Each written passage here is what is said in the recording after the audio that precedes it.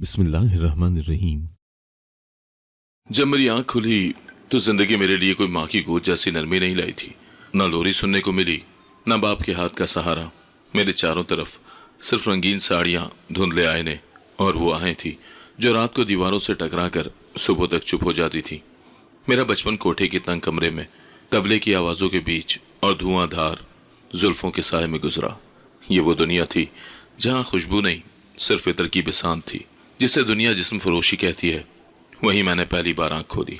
ये कौन है, मैंने एक बार पूछा, जब एक मर्द रोज आता, हाथों में सिगरेट और आंखों में हवस। माही आंटी हंस पड़ी। यही तो हमारी रोजी रोटी है बेटा। मैं नहीं जानती थी कि रोजी रोटी का मतलब औरत का बदन होता है। मैं तो सिर्फ माँ कही जाने वाली औरत को रोज किसी नए शख्स के साथ जाते देखती और सोचती, क्या यही सबकी माँ होती है। वक्त के साथ मैंने सवाल करना छोड़ दिया। सवालों के जवाब यहाँ न थे, सिर्फ हंसी थी, और वो भी उधार की। रातों को जब सब सो जाते, मैं छत पर जाती। वही एक जगह थी जहां आसमान करीब लगता और मेरा दिल कहता कि काश मैं किसी और जगह पैदा हुई होती। एक दिन माही आंटी ने कहा, अब तू बड़ी हो रही है, बस 2 साल बाद तुझे भी तैयार करना है। मेरी रीढ़ की हड्डी में जैसे सनसनाहट दौड़ गई। मैं नहीं, मैं वैसी नहीं बनूंगी। वो हंसी, जैसे किसी ने मासूम सी बात कह दी हो। हम सब ने यही कहा था, पर दुनिया ने सब कुछ बदल दिया। मैं चुप हो गई। मेरे पास लड़ने के लिए कोई दलील न थी, कोई रिश्ता न था जो मेरा साथ देता। एक रात जब दरवाज़ा जोर से पीटा गया, सब औरतें चौंक गई। दरवाज़ा खुला तो बाहर एक खून में लथपथ लड़की खड़ी थी। उसकी आंखों में दहशत थी, चेहरा जख्मी और जिस्म कांप रहा था। सबने उसके जख्म देखे, पर मैंने उसकी आंखों की बेबसी देखी। मैंने पानी दिया। वो मुझसे लिपट कर बोली, मुझे बचा लो, मुझे वहां मत भेजो, मुझे जिंदा रहना है। वो लम्हा मेरे लिए नया नहीं था, पर कुछ बदल चुका था। मैंने पहली बार महसूस किया कि हम सब बस तमाशा बन गए हैं और कोई इस तमाशे को रोकने वाला नहीं। मैंने माही आंटी से कहा, क्या हम इसे पुलिस के पास नहीं ले जा सकते। उसने तंज से कहा, पुलिस? वही तो लेकर आए थे। मैंने जान लिया कि यहाँ कानून भी अंधा है और इंसाफ सिर्फ फिल्मों में मिलता है। मैं अक्सर आईने के सामने खड़ी होती, खुद से सवाल करती कि तू कौन है, तेरा क्या हक है जीने का। और हर बार मेरे अंदर की आवाज़ कहती, तू कुछ है, कुछ ऐसा जो इस दुनिया का नहीं। फिर एक दिन मेरे कमरे में खामोशी छा गई। माँ, जिसे कहते हुए भी तकलीफ होती थी, वो जा चुकी थी। उसका जिस्म ठंडा था, पर उसके हाथ अब भी मेरी उंगली थामे हुए थे। मैं रोई नहीं, न चीखी, न चिल्लाई। शायद आंसू भी मुझसे खफा हो चुके थे। बस एक वादा दिल में गूंजता रहा, अगर कभी जिंदगी ने मुझे माँ बनाया तो मेरी बेटी को ये दुनिया नहीं देखनी पड़ेगी। एक नया दिन तुलू हुआ, लेकिन वो रोशनी मेरी आंखों तक नहीं पहुंची। अंदर कहीं अंधेरा था, गहरा और खामोश। मेरी उम्र जैसे बेआवाज चलती रही। कोठे के कमरों में दिन ढलते, रातें कटती गईं। बीच में कुछ चेहरे आए, कुछ ख्वाब, कुछ धोखे। मैंने किसी को दिल नहीं दिया, क्योंकि मेरा दिल पहले ही इन दीवारों में दफन हो चुका था। कोठे की जिंदगी अपने ढप पर चल रही थी। दिन में बेतरतीब सफाई, रात में बेतरतीब लोग। मेरा दिल संभल चुका था। ना उम्मीद थी, ना ख्वाब। सब कुछ मशीनी सा लगता था। बस एक मकसद था दिल में, खुद को संभालना और आने वाले किसी भी खतरे से पहले आगाह रहना। उन्हीं दिनों वो आया, बाकियों से मुख्तलिफ, खामोश, सुलझा हुआ, नर्म बात करने वाला। बाकी मर्दों की तरह नजरें नहीं चुराता था, बात करते हुए आंखों में आंखें डालकर बात करता। पहली बार वो माही आंटी के साथ आया था। मैं दरवाजे पर खड़ी थी, उसकी नज़र मुझ पर पड़ी। कोई लफ्ज़ नहीं कहा, बस एक लम्हे के लिए रुका, जैसे किसी भूली हुई चीज़ को याद कर रहा हो, फिर आगे बढ़ गया। दूसरी बार वो अकेला आया। मुझसे कहा, नाम क्या है तुम्हारा? मैंने कहा, यहाँ नाम नहीं होते, सिर्फ कीमतें होती हैं। वो मुस्कुराया, पर मैं नाम जानना चाहता हूँ, कीमत नहीं। ये जुमला शायद मेरे अंदर कोई दरवाज़ा खोल गया। मैं खामोश हो गई। वो रात भर बैठा रहा, कुछ नहीं मांगा, कुछ नहीं छुआ, सिर्फ बातें की। बचपन, मौसम, फिल्में, किताबें। मैं हैरान थी, उस जगह कोई इतनी सादा बातें कैसे कर सकता है। चंद दिन बाद वो फिर आया। मैं हर बार कोशिश करती कि फासला रखूं, पर वो आहिस्ता आहिस्ता मेरी सोच में उतरता चला गया। बाकी सब मर्द मुझे औरत समझ कर आते थे, वो इंसान समझ कर बैठता था।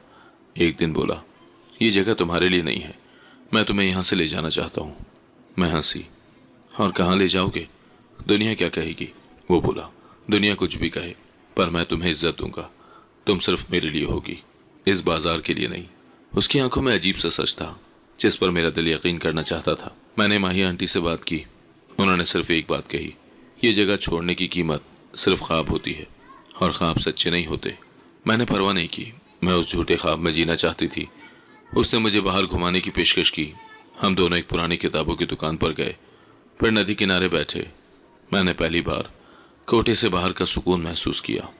जीने की असल खुशबू वहीं थी। उसने कहा, तुम्हें मेरा घर देखना है? मैंने मना किया, पर वो जिद पर आ गया। हम एक छोटे से फ्लैट में गए, सादा सा मगर साफ। वहाँ एक फ्रेम रखा था जिसमें लिखा था, जिसे तुम नज़रअंदाज करते हो वो किसी का ख्वाब होता है। वो दिन मेरे लिए ख्वाब सा था। मैंने फैसला किया कि हाँ, शायद मैं इसके साथ नई जिंदगी शुरू कर सकती हूँ। अगले कुछ दिनों में वो और भी करीब आ गया। हमने एक दूसरे का हाथ थाम कर वादे किए कि माजी माजी है और हम सिर्फ मुस्तकबिल के बारे में सोचेंगे। एक दिन जब वो गया तो वापसी का वादा किया, 2 दिन बाद आ रहा हूँ, तुम्हारे लिए ख़ास चीज़ आनी है। 2 दिन गुजरे, फिर 3 दिन, फिर 7। ना फ़ोन, ना ख़त, ना कोई ख़बर। मैंने माही आंटी से पूछा, वो लड़का आया क्या? उन्होंने पलकें झपकाई और कहा, ऐसे ख्वाब बारिश के कतरों की तरह आते हैं, मिट्टी को खुशबू देकर चले जाते हैं। दिल में कुछ टूट गया, लेकिन इस बार आंसू नहीं निकले। शायद मैं अब रो नहीं सकती थी, या शायद अब दुख इतना नया नहीं था। कुछ हफ्ते बाद मेरी तबीयत खराब रहने लगी, जिस्म भारी, दिल बेचैन। माही आंटी ने हकीम को बुलाया, मुआयना हुआ। उसने एक लम्हे मुझे देखा और फिर कहा, मुबारक हो, तुम माँ बनने वाली हो। कोठी की खामोश फिजा में ये एक धमाका था। सब औरतें हैरत से मुझे देखने लगी। माही आंटी ने मुझे कमरे में ले जाकर दरवाज़ा बंद कर दिया। अब क्या करोगी? मैंने सर झुकाकर कहा, मैं कुछ नहीं जानती, पर यह बच्चा, ये मेरी उम्मीद है। वो लम्हा, वो खामोशी, सब मेरे अंदर एक नई आग जला गए। मैंने कोठी की खिड़की से बाहर देखा। दुनिया, वही लोग, मगर अब मेरे अंदर एक और जान पल रही थी जो उन सबसे अनजान थी। वो झूठा ख्वाब चाहे ख़त्म हो गया, पर उसकी निशानी मेरी कोख में मौजूद थी। और मैंने दिल में फैसला किया, ये बच्चा कभी मेरी तरह नहीं जिएगा, कभी नहीं। कमरे में नीम तारीकी थी। एक पुराना पंखा छत पर घूम रहा था और हवा के साथ साथ दरो दीवार पर सन्नाटा तारी था। मैं चारपाई पर लेटी थी। मेरे पेट में ठंडी सी सुर्ख चुभन सी हो रही थी। जिस्म कमज़ोर था, जहन एक मुसलसल उलझन में उलझा हुआ था। ये वो रात थी जब माही आंटी ने दवाओं के साथ एक पुरानी दवा को भी मिला दिया। छोटे से थैले में कुछ चमचमाते आलात, पुराने कपड़े और एक लालटेन लेकर आई थी। बस रात तक हो जाएगा, घबरा मत, उसने ऐसे कहा जैसे ये सब मामूल की बात हो। मैंने उसे देखा और बस एक सवाल पूछा, क्या ये तकलीफ जिंदगी लाएगी? वो खामोश हो गई। फिर एक कमज़ोर मुस्कुराहट के साथ बोली, कभी कभी दर्द ही सबसे सच्ची जिंदगी देता है। धीरे धीरे दर्द बढ़ता गया। दीवारों पर लटके कपड़ों के रंग मध्यम पड़ने लगे और फिर रात के आखिरी पहर एक कमज़ोर सी आवाज़ सुनाई दी, रोने की आवाज़, जैसे किसी ने पहली सांस ली हो। दाई ने लपक कर बच्ची को तौलिए में लपेटा और मुझे दिखाया। वो छोटी सी थी, लाल, नाजुक, बंद आंखों के साथ मेरी उंगलियां पकड़ने की कोशिश करती। माही आंटी कमरे में दाखिल हुई। कुछ देर वो चुप खड़ी रही, फिर सिर्फ इतना कहा, लड़की है तुम्हारी तरह। कुछ औरतें दरवाजे पर झांक रही थी। एक ने आहिस्ता से कहा, यह भी बड़ी होकर यही करेगी। मेरे दिल में आग सी लग गई। मैंने बच्ची को सीने से लगाया और पहली बार किसी को अपना कहा, ये मेरी है, पर यह यहाँ नहीं रहेगी। दाई ने पानी दिया और माही आंटी ने सर पर हाथ रखा। सोच ले, बाहर की दुनिया रहम नहीं करती, ये जगह रहम करती है, मैंने तलखी से जवाब दिया। अगले कुछ दिन बच्ची को पालने, संभालने और छुपाने में गुजरे। एक दिन मैं उसे आंगन में लेकर निकली। सूरज की रोशनी जैसे पहली बार उसके चेहरे को छू रही थी। मैंने उसे दिखाया, ये रोशनी है और एक दिन ये तेरे साथ चलेगी। एक पुरानी जानने वाली औरत, रुखसाना बाजी, कोठे पर आई। वो कभी यहाँ काम करती थी, मगर फिर शादी करके चली गई थी। मैंने मौका देखा और उससे कहा, क्या तुम किसी ऐसे ख़ानदान को जानती हो जो बे औलाद हो? वो हैरान हुई, क्यों, क्या हुआ? मैंने लंबी सांस दी। मैं चाहती हूँ कि मेरी बच्ची यहाँ न रहे। रुखसाना बाजी ने खामोशी से मेरी बात सुनी और अगले दिन वापस आई। एक जोड़ा है शहर के दूसरे कोने में, नेक, बे औलाद और बहुत दुआएं मांगते हैं बच्ची के लिए। मैंने बच्ची को चूमा, उसकी पेशानी पर होंठ रखे और खामोशी से कपड़े बांधने लगी। दिल जैसे पत्थर बन गया था, लेकिन आंखें कमज़ोर। दाई ने कहा, सोच ले, अभी वक्त है, यही वक्त है, वरना यह जगह इसे खा जाएगी। हम तीनों रात के वक्त निकली थी। मैंने बच्ची को गोद में लिया, रुखसाना बाजी ने रक्षा लिया और शहर के दूसरे किनारे जा पहुंची। एक दरमियाने तबके का साफ सुथरा घर, दरवाजे पर एक औरत खड़ी थी, शायद वही जो बच्चे के लिए दुआएं करती थी। मेरे हाथ में बच्ची देखकर उसकी आंखों में आंसू आ गए। ये आपकी बेटी है? उसने पूछा। मैंने नजरें झुका ली। नहीं, ये अब आपकी है। हम कैसे शुक्र अदा करें? बस एक वादा करें, कभी इसे मेरी हकीकत ना बताएं। उन्होंने सर हिलाया और बच्ची को गोद में ले लिया। वापसी पर अक्षय में सिर्फ सकूत था। मैंने आखिरी बार उस जगह की तरफ मुड़कर देखा जिसे वो अब अपना घर कहेगी। मैंने आंखें बंद करके दिल में कहा, बेटी तू हमेशा खुश रहे, मुझे भूल जा। वापस कोठे पर आई तो सब कुछ वैसा ही था। वही कमरा, वही दर्द, वही तबले, बस मैं बदल चुकी थी। सुबह की रोशनी धीरे धीरे कोठे के झरोकों में दाखिल हो रही थी। गली में कुछ बच्चे खेल रहे थे। किसी दुकान से नान चने की खुशबू आ रही थी। मैं उस दिन बहुत जल्दी जाग गई थी। मेरा बिस्तर खाली था, मेरी गोद खाली थी। बच्ची अब मेरे पास नहीं थी। मैंने आहिस्ता से दाया से कहा, आज सबको बता देना, बच्ची मर गई है। दाया ने मुझे गौर से देखा, फिर सर हिलाया। जैसे तुम कहो। नीचे जाने से पहले मैंने अपना चेहरा धोया।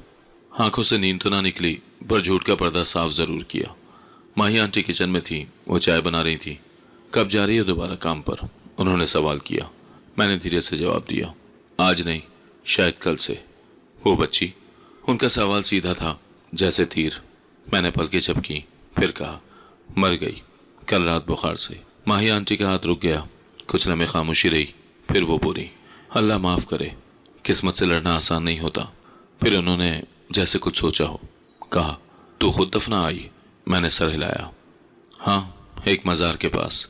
कोई जानने वाला मौलवी था, उसने कफन दफन का इंतजाम कर दिया। उन्हें कोई शुबा नहीं हुआ। कोठे पर बच्चे रोज पैदा होते थे और अक्सर जिंदा नहीं रहते थे। दिन चढ़ चुका था, लेकिन मैंने किसी से बात नहीं की। सबकी नज़रें मुझ पर थीं, जैसे कोई ताज़ा सानिया देख रही हूँ। मैंने चुपचाप अपना कमरा बंद किया। एक पुराना संदूक खोला। उसमें कुछ कपड़े, पुरानी चिट्ठी और एक सफ़ेद रुमाल रखा था। वही रुमाल जिसमें बच्ची को लपेटकर मैंने उसने खानदान के हवाले किया था। रुखसाना बाजी अगली शाम कोठे के करीब से गुजरी। मैंने उन्हें पैगाम भेजा। वो दरवाजे पर आई। मैंने पूछा, उन्होंने बच्ची को कबूल कर लिया? वो बोली, खुशी से। बेटी को अपनी किस्मत समझा है और जो वादा किया था वो भी कबूल कर लिया। मैंने उनकी तरफ एक छोटा सा थैला बढ़ाया जिसमें एक छोटा सा तलाई लॉकेट था। यह उनके लिए दे देना और कहना, ये इसकी माँ की तरफ से है। क्या लिखवाऊँ? माँ की तरफ से? वो हैरान हुई। नहीं, बस एक दुआ करने वाली लिख देना, मैंने जवाब दिया। और रुखसाना बाजी हल्के से मुस्कुराई। तू माँ है पर साया नहीं। अगली चंद रातें कोठे पर मामूल के मुताबिक गुजारी। नाच गाना, हंसी, गाहक, सब कुछ वही था। लेकिन मैं इन सब के बीच एक अधूरी कहानी की गवाह थी। मेरे कमरे के कोने में बच्ची का खाली झूला पड़ा था। मैंने उसे छुपा कर नहीं रखा।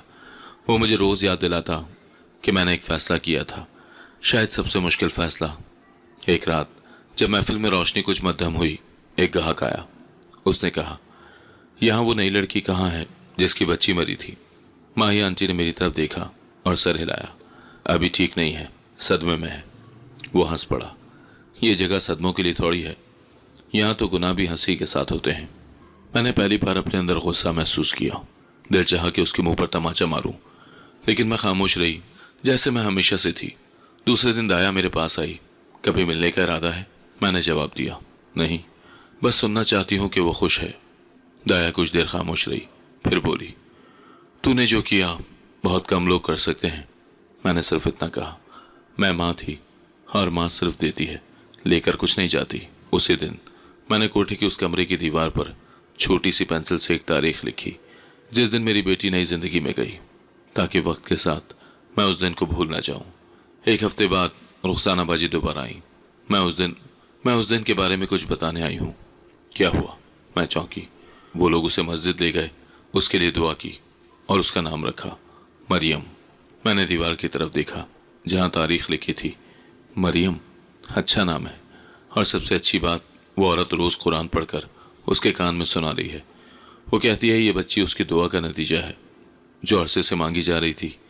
मैं खामोश रही, लेकिन दिल के अंदर कुछ हल्का महसूस हुआ, जैसे किसी ने वहाँ रोशनी की किरण चमकाई हो।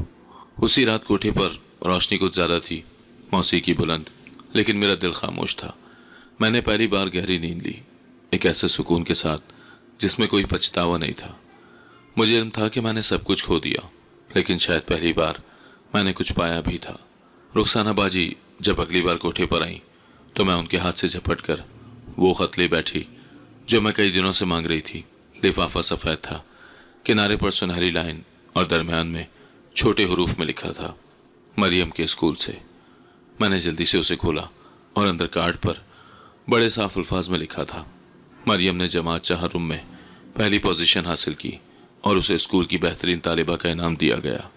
हम आपको 27 तारीख की तकरीब में खुश आमदीद कहते हैं। मैंने चंद लम्हे आंखें बंद करके कार्ड की खुशबू ली, जैसे मेरी बेटी की सांसों की महक कागज़ पर बसी हो। मैं जाऊंगी, मैंने रुखसाना बाजी से कहा। तुम्हारा जाना खतरे से खाली नहीं, वो बोली। मैं माँ हूँ, दूर रहकर भी देख सकती हूँ, बस देखना चाहती हूँ। 27 तारीख, वो दिन जैसे सदियों बाद आया। मैंने पुराना बुर्का निकाला, चेहरा मुकम्मल ढांपा और माही आंटी से कह दिया कि बाहर काम के लिए जा रही हूँ। स्कूल के बाहर रश था, बच्चे, वालिदैन, उस्तानियों की चहल पहल। मैं साए में खड़ी थी, स्कूल की दीवार के साथ। रंग बिरंगे यूनिफॉर्म में बच्चे दौड़ रहे थे और हर चेहरा खुशी से चमक रहा था। फिर वो आई, सफ़ेद कमीज़, नीला दुपट्टा, बालों में नीला रिबन और हाथ में ट्रॉफी। वो स्टेज पर गई, उसका नाम लिया गया, मरियम अदनान। मैंने दीवार का सहारा लेकर खड़ा रहने की कोशिश की, मेरी टांगें कांप रही थी। उसकी मुस्कुराहट ने जैसे मेरी पूरी जिंदगी को एक लम्हे में नया मतलब दे दिया। मैंने एक बार उसके चेहरे को गौर से देखा, वही आंखें, वही पेशानी जो आईने में रोज़ खुद में देखती हूँ। फिर अचानक मेरे साथ एक औरत आकर खड़ी हुई। बहुत प्यारी बच्ची है ना? मैंने चौंक कर देखा। वो कोई अजनबी माँ थी जो शायद हर बच्चे को अपने बच्चे जैसा समझती थी। हाँ, बहुत प्यारी है, मैंने धीरे से कहा। उस दिन के बाद ये मामूल बन गया। हर माह एक बार मैं रुखसाना बाजी के साथ उसके स्कूल के बाहर जाती, कभी ब्रेक के वक्त, कभी छुट्टी के बाद दरख्तों के नीचे खड़े होकर बस उसे देखती। वो कभी अपने दोस्तों के साथ हंसती, कभी उस्तानी से कुछ पूछती, कभी स्कूल बैग खींचती। एक बार वो स्कूल के सामने रखी किताबों की दुकान पर रुकी। मैंने दूर से देखा, वो उर्दू की किताब हाथ में लेकर पढ़ रही थी। मेरे दिल में अजीब सा फख्र पैदा हुआ। माँ बनना ये होता है? मैंने खुद से पूछा। बगैर पुकारे दूर से देखते जाना। वक्त गुजरता गया, बरसों में महीने बदले और महीनों में दिन। हर बार मैं मरियम को दूर से देखती, कभी स्कूल के फंक्शन, कभी बाजार के चक्कर, कभी किसी मेले में। वो अपने माँ बाप के साथ हंसती, घूमती, तस्वीरें खिंचवाती। एक दिन मैं बाजार के कोने में खड़ी थी जब वो अपनी माँ के साथ लिबास का इंतखाब कर रही थी। वो बोली, अम्मी, ये नीला फ्रॉक बहुत प्यारा है ना? उसकी माँ की आवाज़ सुनाई दी। हाँ बेटा, जैसे तुम्हारी पसंद हो वैसे ही लेंगे। मैंने बुरके के अंदर मुस्कुराकर आंखें बंद करनी। दिल में बस यही आया, खुश है, अल्लाह का शुक्र है। उसी दिन शाम को मैं रुखसाना बाजी के साथ वापस जा रही थी। रक्शे में बैठते ही मैंने कहा, कभी वो मुझे पहचान ले, ऐसा तो नहीं होगा? रुखसाना ने खामोशी से कहा, नहीं, तुमने जो किया वो बस वही जानती है। जो सब दिखता है, तुम्हारी कुर्बानी उसी के सुपुर्द। एक दिन मैं स्कूल के दरवाजे पर देर से पहुंची। बच्चे निकल चुके थे। दूर एक कोने में मरियम बैठी रो रही थी। मैं लरस गई। फौरन रुखसाना बाजी को भेजा कि जाकर पूछे क्या हुआ। वो गई। कुछ देर के बाद वापस आकर बताया, उसकी सहेली का एडमिशन दूसरे स्कूल हो गया। वो नाराज़ है। मैंने दिल में सुकून का सांस लिया। मैंने सोचा कि कुछ हुआ होता तो क्या करती, दुआ करती, और क्या। रुखसाना बाजी के हाथ में अखबार का तराशा था। वो तेज़ कदमों से मेरे कमरे में दाखिल हुई और मेरे सामने वो कागज़ रख दिया। मरियम की तस्वीर छपी थी। स्कूल की तकरीर में पहली पोजीशन हासिल की थी। मैंने तस्वीर पर उंगली फेर कर उसे सीने से लगा लिया। अब तो वो हर जगह खबरों में आ रही है। रुखसाना बोली, मैं दुआ ही कर सकती हूँ कि ये तवज्जो सिर्फ इज्जत की हो। मैंने जवाब दिया। अगले हफ्ते मैंने स्कूल के बाद गली में देखा। उसके साथ एक अजनबी आदमी भी था जिसकी उम्र 45 के करीब होगी। लंबा, सफ़ेद शलवार कमीज़, मगर नज़रें बेचैन। वो बार बार मरियम की तरफ ऐसे देखता जैसे किसी चीज़ का तोल कर जायज़ा ले रहा हो। मैं चौंकी, दिल में कुछ धड़का। रुखसाना से पूछा, ये कौन है? अदनान का छोटा भाई है, मलिक फयाज। शहर से आया है, कुछ दिन के लिए मेहमान है। और ये इसके साथ क्यों फिर रहा है? क्या मतलब? फयाज तो अपने भतीजे भतीजियों से बहुत मोहब्बत करता है, सब कहते हैं ऐसा ही है। कुछ ठीक नहीं लग रहा। रुखसाना, मेरी छठी हिस्स कुछ और ही कह रही है। वो खामोश हो गई। मैंने उस दिन से हर मुमकिन तरीके से उनके बारे में मालूमात लेने की कोशिश शुरू की।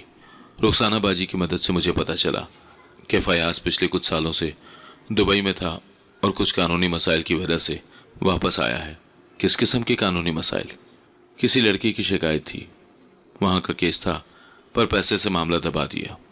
मेरे हाथ ठंडे पड़ गए। मैंने रुखसाना को फौरन कहा, मुझे अगली बार जब वो मरियम के साथ हो इत्तला देना। 2 दिन बाद इत्तला मिली कि वो दोनों बाजार गए हैं। मैं फौरन पहुंची, बुरके में फासले पर खड़ी। मरियम के साथ न थी। फयाज एक कपड़ों की दुकान से उसे एक महंगी फ्रॉक दिला रहा था। वो खुश थी, उसे सब कुछ एक तोहफा लग रहा था, पर मैं जानती थी हर तोहफा दिल से नहीं होता, कुछ नियतों से होते हैं। मैंने रुखसाना से कहा, अब मुझे कुछ करना होगा। पर तुम कौन हो? बोल भी नहीं सकती। नहीं बोल सकती, पर रोक तो सकती हूँ। उसी शाम मैंने माही आंटी से पैसे मांगे। एक काम है ज़रूरी, कर्ज समझ लो, वापसी होगी, वापस दे दूंगी। उन्होंने बगैर सवाल के दे दिए, क्योंकि उन्हें मालूम था कि मैं आसानी से कुछ नहीं मांगती। अगले दिन मैं शहर की एक प्राइवेट एजेंसी गई और एक पुराना वाकिफ़कार मिला, शफीक, जो पहले पुलिस में था, अब ज़ाती तहकीकात करता था।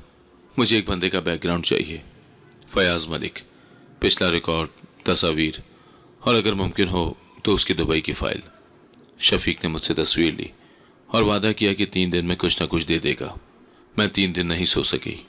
ख्याल यही आता रहा कि अगर उसकी नीयत पूरी हो गई और कोई नुकसान हो गया तो मैं खुद को कभी माफ़ नहीं कर सकूंगी। तीसरे दिन शफीक ने फ़ोन किया, आके मिल लो, मवाद तैयार है। मैं गई तो उसने कुछ कागजात और पुरानी खबरों की फ़ोटोकॉपी मेरे सामने रख दी। एक केस 2018 में दुबई में रजिस्टर्ड हुआ था, एक नाबालिग लड़की को बहलाकर फ्लैट में ले जाने का। केस पैसों से दबाया गया, मगर रिकॉर्ड मौजूद था। अब? शफीक ने पूछा। अब मुझे बस मरियम की माँ तक खबर पहुँचानी है, पर किस नाम से? बस एक खैर खा बन के। उसी रात मैंने रुखसाना बाजी को फ़ोटोकॉपियाँ दी और कहा कि किसी तरह मरियम की माँ को पहुँचा दो। बस ये कहना कि ये फयाज के बारे में है और सोच कर कोई फ़ैसला करें। अगले दिन खबर आई कि मरियम के वालिद ने फयाज को फ़ौरन लाहौर भेज दिया है। सुना है कि नाराज़ भी हुए, और मरियम की माँ तो कई दिन उससे बात नहीं कर सकी। मैंने शुक्र अदा किया, लेकिन सुकून मुकम्मल नहीं था। मुझे अंदाज़ा हो चुका था कि दुनिया हर मोड़ पर नई आजमाइश देती है। अब मुझे और होशियार होना था। रुखसाना बाजी बोली, तुमने ख़तरा टाल दिया, पर ख़ुद को सामने नहीं आने दिया, क्योंकि मेरा सामने आना मरियम की ज़िंदगी को बर्बाद कर सकता है। मैंने जवाब दिया। सुबह जब कोठे के आंगन में झाड़ू की आवाज़ आई तो मेरी आंख खुली। जिस्म में सुस्ती थी, हड्डियां दर्द से चूर थीं। मैंने उठने की कोशिश की, मगर कमर में झटका लगा और मैं वहीं चारपाई पर गिर गई। माही आंटी कमरे में दाखिल हुई और मेरी हालत देखकर ठिठक गई। अब क्या हो गया तुझे? कुछ नहीं, बस शायद बुखार है या कमज़ोरी। मैंने सर घुमाकर कहा। तुझे 3 दिन से खाते देखा है किसी ने? मैंने नज़रें झुका दी। भूख नहीं लगती? उन्होंने दाया को आवाज़ दी। दाया ने आकर नब्ज़ देखी, पेशानी पर हाथ रखा और कहा, यह अंदर से टूट रही है, दवा से नहीं, दुआ से ठीक होगी शायद। मैं हंस भी न सकी, सिर्फ सांस लेना बोझ महसूस होने लगा था। रात को बुखार बढ़ गया, जिस्म तप रहा था और आंखें मुसलसल किसी अनजानी दीवार को देख रही थी। मैंने चादर अपने इर्द गिर्द लपेटी और माजी में खो गई। मरियम की वो तस्वीरें, वो स्कूल की आवाज़ें, वो बाजार की गलियां जहां मैं छुप छुप कर उसे देखती थी, सब सामने आता गया। दिल में बार बार यही ख्याल आया कि अगर उससे सच कह दिया होता, अगर उससे अपना रिश्ता छुपा कर ना रखा होता, तो शायद आज ये तन्हाई ना होती। सुबह दया ने कहा, खून की कमी हो रही है, हड्डियों में भी सूजन है, हकीम को बुलवाऊं? नहीं, अब बस वक्त पूरा हो रहा है शायद, मैंने धीरे से कहा। उसी दोपहर रुखसाना बाजी आई, मेरे पास बैठी, हाथ थामा और बोली, तो कुछ बदल गई है, कमज़ोर हो गई है। बदलना तो बरसों पहले शुरू हो गया था, अब बस जिस्म साथ नहीं दे रहा। अगर तू चाहे तो मरियम से मिलवा दूं? मैंने फ़ौरन इनकार किया। नहीं, अभी नहीं। जब मैं कमज़ोर नहीं थी तब भी नहीं मिलवाया। अब क्यों? क्योंकि शायद अब वक्त कम है। नहीं, मैं ये राज खुद के साथ लेकर जाना चाहती हूँ। रुखसाना ने लंबी सांस ली। तो दिल में पछतावा है, पर यही पछतावा तो मरियम की खुशी की कीमत है। अगर वो सुकून से जी रही है तो मुझे ये बीमारी भी कबूल। 2 दिन में बुखार और बढ़ गया। कोठे पर मेरा हाल अब सबको मालूम हो चुका था, पर कोई पास नहीं आया। सबके अपने काम, अपनी मसरूफियात। एक दिन कोई बच्ची दरवाजे पर आई और कहने लगी, खाला, आपको कोई याद कर रहा है नीचे। मैंने पूछा, कौन? पता नहीं, एक बड़ा साहब। दिल धड़कने लगा, शायद कोई पुराना जानने वाला हो, या शायद शफीक या अदनान। मगर जब मैंने खिड़की से झांका तो कोई नजर न आया। ये भी हो सकता है कि वो सिर्फ कोई ग्राहक हो जो पुरानी कहानियां सुनना चाहता हो। माही आंटी आई और बोली, ये जिंदगी है, यहाँ याद भी वक्ती, मोहब्बत भी वक्ती। मैंने जवाब दिया, मुझे बस एक सलाम चाहिए अपनी बेटी की तरफ से। उन्होंने मेरी पेशानी पर हाथ रखा। तो शायद वो दिन आएगा जब तुझे वो सलाम मिलेगा। उसी शाम रुखसाना बाजी मेरे लिए सूप लेकर आई। मैंने पहली बार पूरी कटोरी ख़त्म की और उनसे कहा, अगर कभी मेरी आंख बंद हो तो मरियम को सिर्फ इतना कहना कि कहीं एक औरत थी जो हर महीने उसे छुप कर देखने आती थी, वही उसका असल तोहफा है। उन्होंने मेरी बात काट कर कहा, तू अब भी उसकी माँ है, ये रिश्ता कभी ख़त्म नहीं होता। पर क्या फ़ायदा अगर ये रिश्ता बस एक तरफा हो। रात में बिजली चली गई, कमरे में अंधेरा था, पंखा बंद, खिड़की से बाहर का मंजर धुंधला। मैं चारपाई पर लेटी रही और छत की दर्जों में चमकती रोशनियों को देखती रही। वो रोशनी जैसे मेरी दुआओं की आखिरी उम्मीद थी। अगली सुबह दाया ने आकर कहा, थोड़ा सा जोश आया है जिस्म में, शायद दवा काम कर गई। मैंने आहिस्ता से आंखें खोली और कहा, या शायद ख्वाब ने साथ छोड़ दिया हो, इसीलिए नींद कम आती है।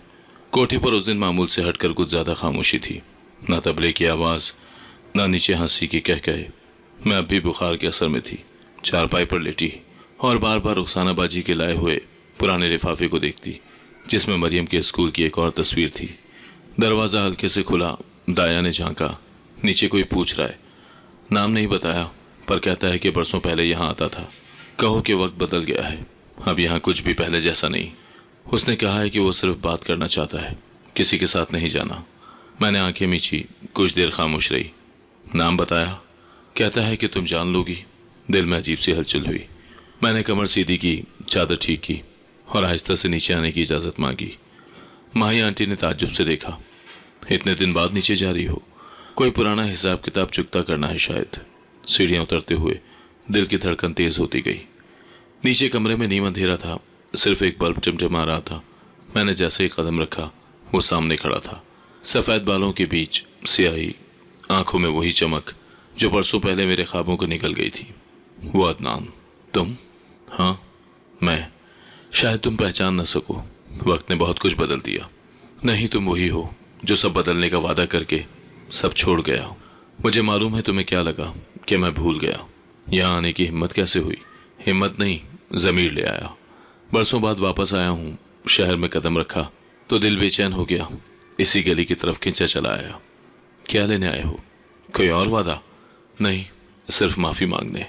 माफ़ी? तुमने सिर्फ मुझे नहीं, मेरे जिस्म, मेरी सोच, मेरे हर जज्बे को धोखा दिया था। तुमने वो ख्वाब मारे जो मैंने पहली बार देखने की इजाज़त दी थी खुद को।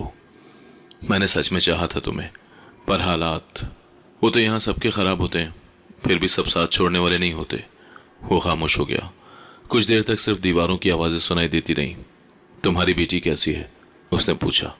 मैं चौंक गई। तुम्हें कैसे पता चला? रुखसाना से। मैं जब शहर वापस आया तो पहले उसी से मिला। उसी ने सब बताया कि तुमने सब छोड़ दिया सिर्फ अपनी बेटी के लिए। तो क्या अब तुम्हें रहम आ रहा है या सिर्फ माजी का बोझ हल्का करना है? ना रहम ना बोझ, मैं बस ये जानना चाहता था कि तुम जिंदा हो, और शायद ये कहना चाहता था कि मैं तुम जैसा नहीं बन सका जैसा बनने का दावा किया था। तो अब ये बातें मुझे क्या फ़ायदा देंगी? शायद कुछ नहीं, पर मेरे लिए ये सब कहना ज़रूरी था। मैंने उसे गौर से देखा। वक्त ने उसे भी तो तोड़ा था, शायद ज़्यादा या शायद कम, पर वो अब भी वही था जिसने मेरी ज़िंदगी का रुख बदला। तुम्हें पता है, तुम्हारे बाद मैंने कुछ नहीं चाहा सिवाय एक चीज़ के, कि मेरी बेटी तुम जैसी नीयतों से दूर रहे। वो कामयाब होगी, मुझे यकीन है। उसके लिए तुम्हारे यकीन की नहीं, मेरी दुआओं की ज़रूरत है। वो खड़ा रहा, खामोश, फिर बोला, अगर कभी वो सच जानना चाहे तो? नहीं, वो सच कभी नहीं जानेगी। उसकी दुनिया में झूठ ही सच है। वो माँ की कुर्बानी को सिर्फ दुआ के रूप में देखेगी, इल्ज़ाम के तौर पर नहीं। फिर भी मैं चाहता हूँ कि तुम्हें कुछ दूँ, मदद, दवा, कुछ भी नहीं चाहिए। जो चाहिए था वो तुम दे ना सके, अब जो हो सकता है वो मैं लूँगी नहीं। उसने जाने के लिए कदम बढ़ाया, फिर रुक कर कहा, अगर तुम चाहो तो आखिरी बार मेरे साथ चलकर। नहीं, अब किसी के साथ नहीं जाना। अब जो बाकी है वो बस मेरा है। वो चला गया। मैं खामोशी से दरवाज़ा बंद करके वापस ऊपर आई। बुखार जैसे दोबारा लौट आया था। मैं चारपाई पर लेटी रुखसाना के लाए लिफाफे से मरियम की तस्वीर निकालकर आंखों से लगा दी। बस तू सलामत रहे, यही सब कुछ है मेरे लिए। सुबह मामूल से कुछ मुख्तलिफ थी। कोठी की गली में अखबार बेचने वाले की आवाज़ बुलंद थी।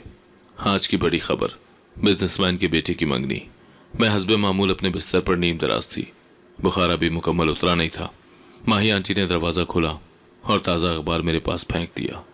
ज़रा देख, आज फिर अमीरों की तस्वीर छपी है। मैंने बेदिली से अखबार का सफ़ा पलटा, मगर जैसे ही दूसरे सफ़े पर नज़र गई मेरी सांस रुक गई। तस्वीर थी, एक लड़की हाथ में अंगूठी पहने मुस्कुरा रही थी, और वो लड़की कोई और नहीं, मेरी मरियम थी। तस्वीर के नीचे कैप्शन था, मरियम अदनान की मंगनी मलिक ग्रुप के सीईओ के बेटे दानियाल मलिक से तय पा गई। तकरीब में शहर के नामवर शख्सियात ने शिरकत की। अखबार मेरे हाथ से गिर गया। मैं सीधी होकर बैठ गई। दिल की धड़कनें तेज हो गई और सांस घुटने लगा। रुखसाना बाजी कमरे में दाखिल हुई। क्या हुआ? मैंने सिर्फ इशारा किया। देखो ये। रुखसाना ने अखबार उठाया, तस्वीर देखी और गहरी सांस ली। आखिर वो दिन भी आ गया। ये लड़का दानियाल मलिक, ये कहीं फयाज मलिक का बेटा तो नहीं? मैंने घबरा कर पूछा। नहीं, वो तो उसका भतीजा है। सुना है कि वो दोबारा शहर आया है, मगर अब घर से दूर रखा गया है। फिर भी ये वही खानदान है। मगर मरियम की माँ इन सब बातों से लाइल्म है और मंगनी हो चुकी है। मैंने सर थाम लिया। आंखों के सामने मरियम का बचपन, उसके स्कूल की तस्वीरें, उसकी हंसी, सब एक लम्हे में धुंधला गया। अब क्या इरादा है? रुखसाना ने पूछा। अब मैं शादी में जाऊंगी, उसे आखिरी बार देखूंगी। ऐसे? कोठे से जाकर? नहीं, ऐसे नहीं। अब मुझे खुद को बदलना होगा। उस दिन मैंने दाया से कहा, मेरे लिए सादा सा जोड़ा सी दो, कोई चमक नहीं, कोई रंग नहीं, बस एक माँ का लिबास हो। अगले चंद दिन खामोशी में गुजरे, मगर अंदर एक आग सुलग रही थी। बुखार के बावजूद मैंने खुद को तैयार करना शुरू किया। बुरके के नीचे सफ़ेद शलवार कमीज, बालों में तेल और दुआओं का सहारा। मैंने माही आंटी से आखिरी बार कहा, शायद वापसी न हो, लेकिन सुकून का सांस लेना चाहती हूँ। तू जा और उस नज़र से देख जो सिर्फ माँ की हो सकती है। उन्होंने कहा। मंगनी की तकरीब की तस्वीरें शहर के हर अखबार, हर सोशल मीडिया पर फैल चुकी थी। मुझे किसी भी मार्फत से पता चला कि शादी 2 हफ्ते बाद होगी, और मकाम शहर का महंगा तरीन शादी हॉल। शादी वाले दिन मैं अलग सुबह तैयार हो गई। रुखसाना बाजी ने मेरा बुरका ठीक किया, जूते पॉलिश किए और कहा, वापस आना हो तो दिल हल्का करके आना। मैं शहर के रश में जैसे गुम हो गई। हर तरफ खुशबू, चहल पहल, कहकहे और लाइट्स, मगर मेरे अंदर खामोशी थी, गहरी गूंगी खामोशी, जैसे हर लफ्ज़ मेरे गले में अटक गया हो। शादी हॉल के बाहर सिक्योरिटी थी। मैंने सादा लहजा अपनाया, अंदर सिर्फ एक बार झांकना है, कोई खलल नहीं डालूंगी। शायद मेरे चेहरे पर कुछ ऐसा था कि गार्ड ने जाने की इजाज़त दे दी। मैं पर्दे में दाखिल हुई और एक कोने में खड़ी हो गई। रोशनियों के बीच सजे हुए फर्श पर दूल्हा और दुल्हन बैठे थे, और मेरी बेटी आज दुल्हन बनी थी। उसके चेहरे पर मुस्कुराहट थी, मगर मेरे दिल पर जैसे किसी ने पत्थर रख दिया हो। वो बिल्कुल मेरी तरह लग रही थी, वही आंखें, वही खामोश मुस्कुराहट। मैंने दिल में कहा, बेटी तू अब एक नई दुनिया की तरफ जा रही है, वो दुनिया जिसके लिए मैंने खुद को अंधेरों में धकेल दिया। और फिर मेरी नज़र उस लड़के पर पड़ी जो उसके साथ बैठा था। मैं ठिठक गई। चेहरा जाना पहचाना था, मगर ये वो नहीं था जिसका मुझे खौफ था। मैंने रुखसाना को मैसेज किया, ये फयाज का बेटा नहीं, कोई और है।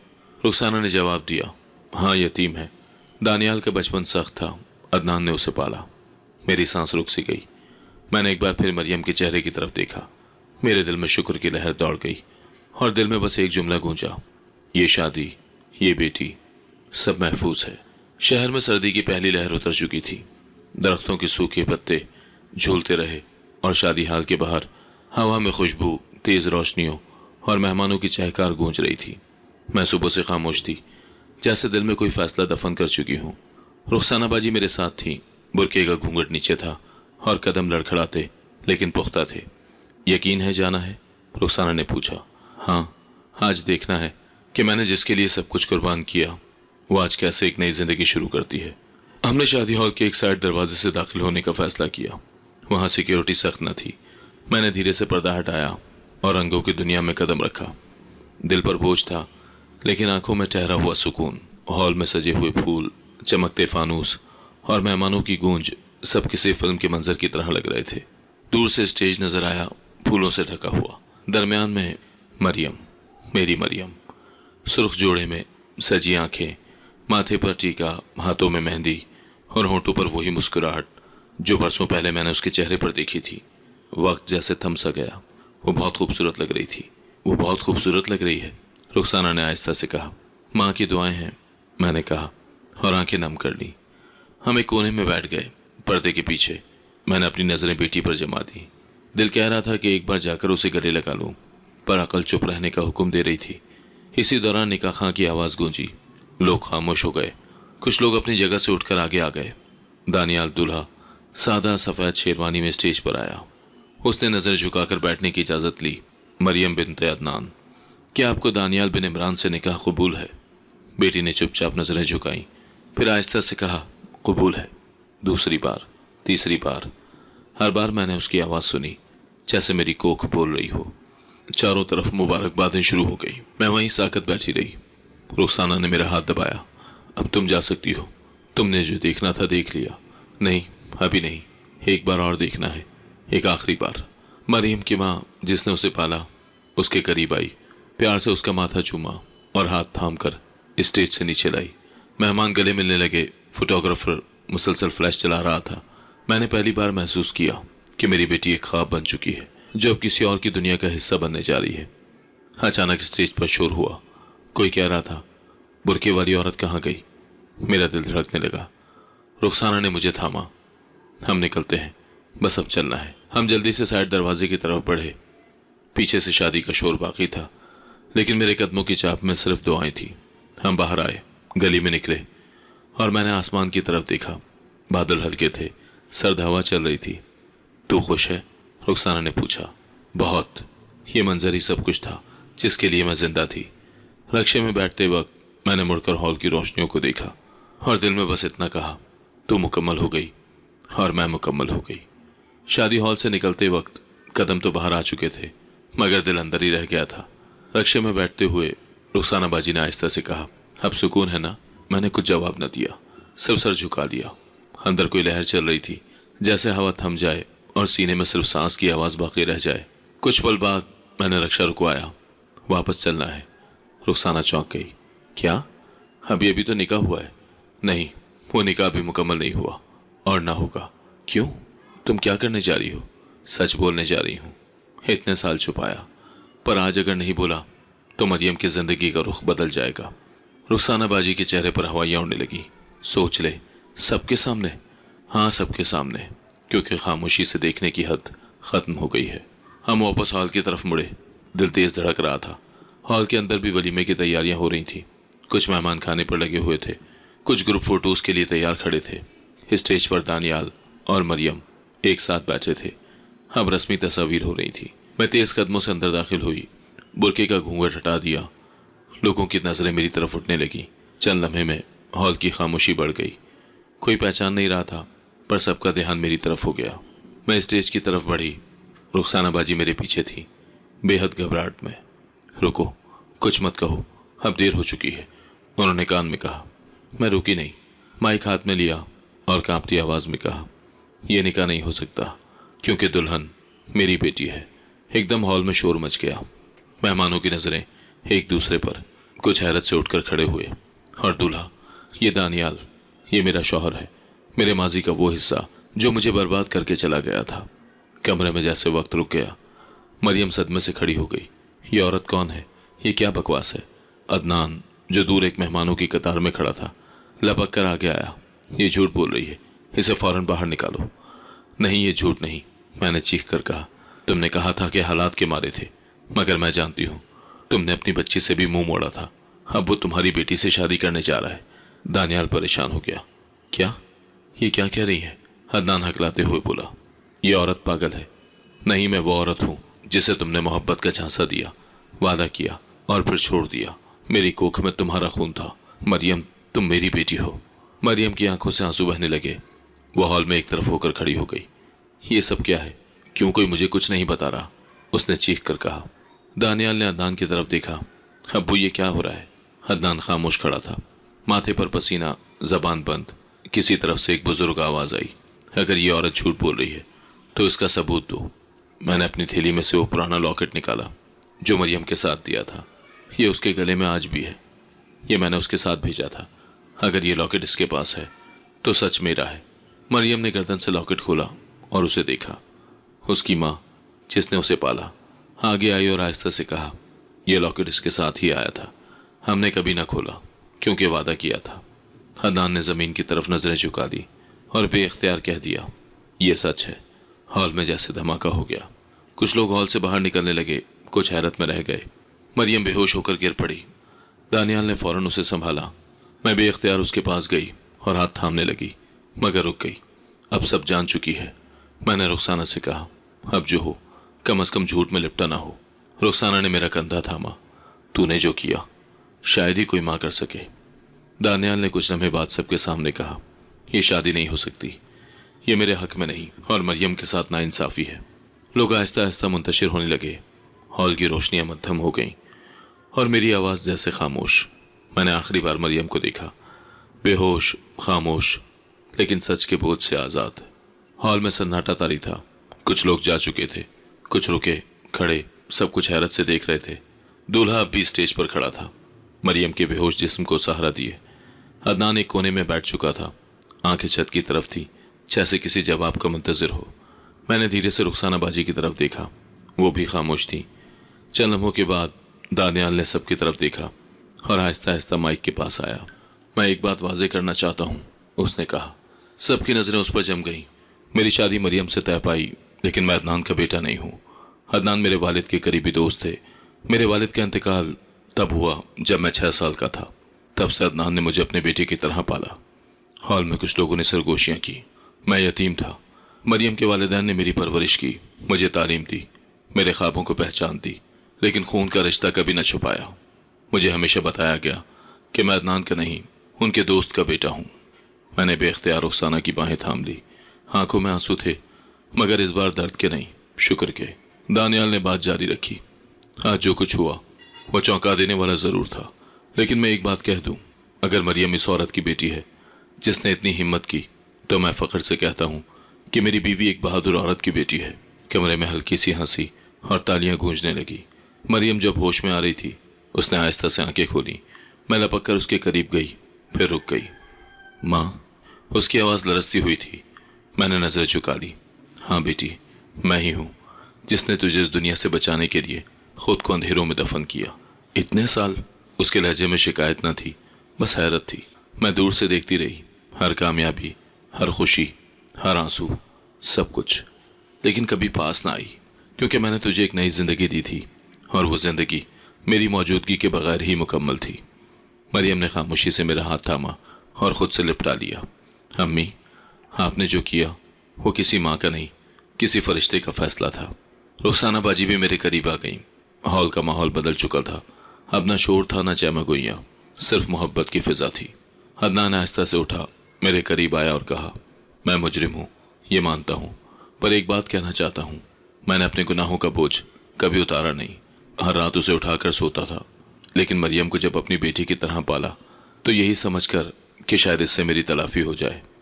मैंने इस बात का जवाब न दिया, सिर्फ इतना कहा, अब सिर्फ एक दुआ है, मरियम की ज़िंदगी हमेशा इज्जत, मोहब्बत और रोशनी से भरी हो। दानियाल ने मुस्कुराकर कहा, हम वादा करते हैं कि इसकी ज़िंदगी में अब कोई अंधेरा नहीं आने देंगे। बाहर सुबह की रोशनी फैलने लगी थी। शादी हाल के बाहर फूलों की खुशबू हवा में घुल रही थी। मेहमान एक एक करके रुखसत होने लगे, लेकिन मेरे दिल में पहली बार एक सुकून था जो बरसों के बाद मिला। मरियम मेरा हाथ थामे स्टेज से नीचे उतरी। दानियाल हमारे साथ था। सब ने हमें रास्ता दिया, कोई एतराज़ न किया, कोई फिक्रा न कसा। यह दिन शायद मेरी ज़िंदगी का आखिरी खुशी भरा दिन था, लेकिन वो खुशी इतनी मुकम्मल थी कि बाकी ज़िंदगी की तलखियों को मिटा गई। अम्मी, अब आप मेरे साथ रहेंगी हमेशा, मरियम ने कहा। मैंने आसमान की तरफ देखा, आंखों में नमी, दिल में सुकून। अब कोई झूठ न था, कोई पर्दा न था, सिर्फ एक माँ, एक बेटी और एक नई जिंदगी। अगर आपको आज की कहानी पसंद आई है तो वीडियो को जरूर लाइक कीजिएगा और अपने दोस्तों के साथ भी शेयर कीजिएगा। और हाँ, अगर आपने अभी तक हमारा चैनल सब्सक्राइब नहीं किया तो जरूर सब्सक्राइब करें। मिलते हैं कल एक नई और दिलचस्प कहानी के साथ। अल्लाह हाफिज।